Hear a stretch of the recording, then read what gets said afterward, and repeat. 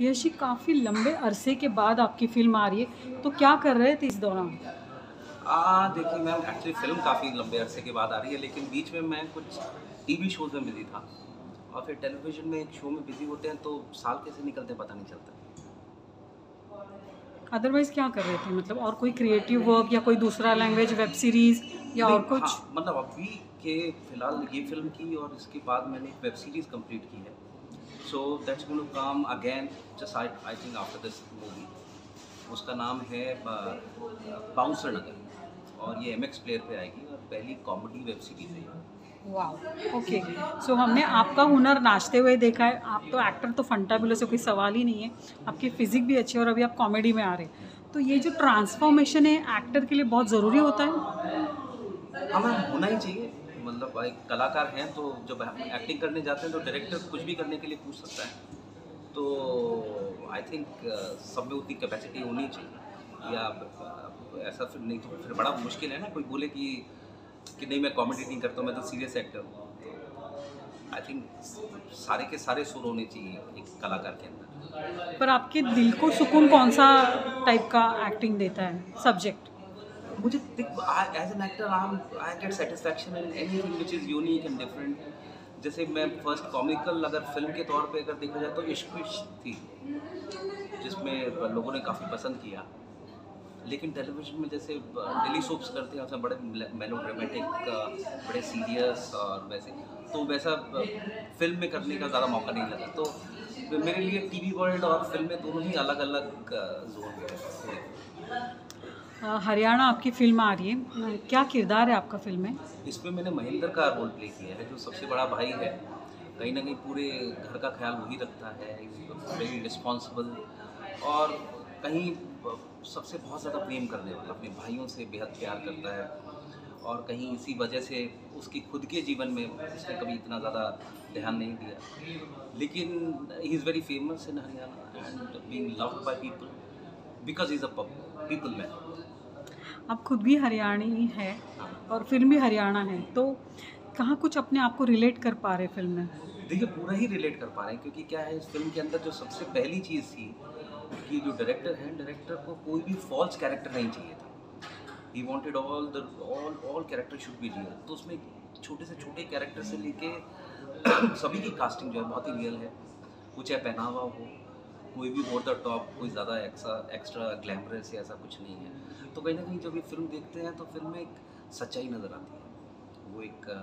वो मेहनत नज़र आती है कि जिस प्यार से और प्रेम से बनाई गई है। तो एक होता ना कि हम फ़िल्म देखते हैं और उसकी दुनिया में चले जाते हैं। तो ये बिल्कुल वैसी ही है। एक्टर के लिए एवरीडे फ़िल्म स्क्रीन पे आना, उनका फ़ैन फॉलोइंग, ये एक मतलब एक क्या बोल सकते हैं, उसका एक अलग ही नशा होता है।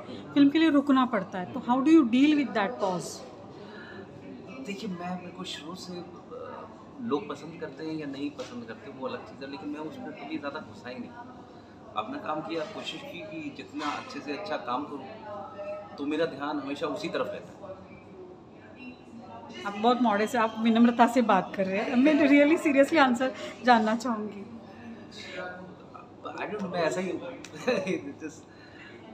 और दूसरा क्या है कि जो भी है I try to be as real as I am. उसमें कोई झूठ बोलने की ज़रूरत क्या है? कोई मतलब अभी कोई बता रहा था कि आपकी वाइफ़ भी हरियाणवी बोल लेती है, तो आपने कितनी महाराष्ट्रियन सीखी? मराठी लैंग्वेज कितनी सीखी आपने? मैं मराठी तो बोल नहीं पाता हूँ, लेकिन हाँ, समझ लेता हूँ अभी। पहले नहीं समझ पाता था, लेकिन अभी समझ लेता हूँ।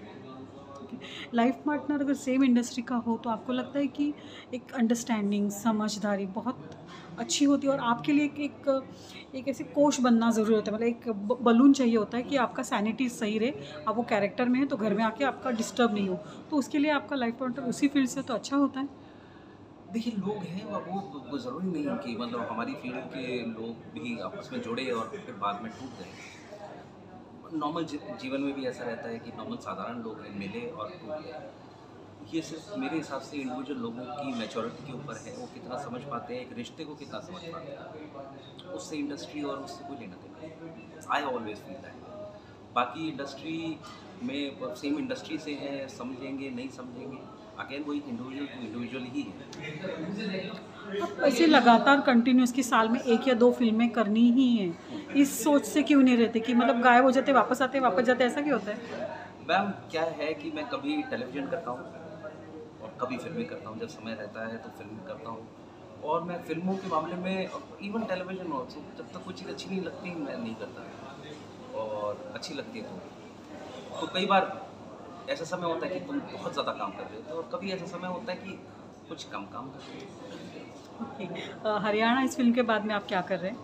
मैंने बताया आपको अभी वेब सीरीज़ आएगी, तो बस अभी हम वेटिंग फॉर इन दोनों के रिलीज़ का। Let's see how people accept that. और टीवी सीरियल में क्या चल रहा है आपका? टीवी शो अभी फ़िलहाल नहीं कर रहा हूँ। कुछ बड़ा सोच रहे हैं? हाँ, तो मतलब हाँ, टीवी शो कुछ अच्छा आएगा तो आई विल डू इट। बस यही है कि कुछ अच्छे काम की इंतज़ार में। आपको और आपकी वाइफ को कभी फिल्मों में या किसी टीवी सीरियल में फिर एक बारी देख सकेंगे? हाँ, मतलब सोच तो हमने भी रखी है, अभी तक हुआ नहीं है वैसा।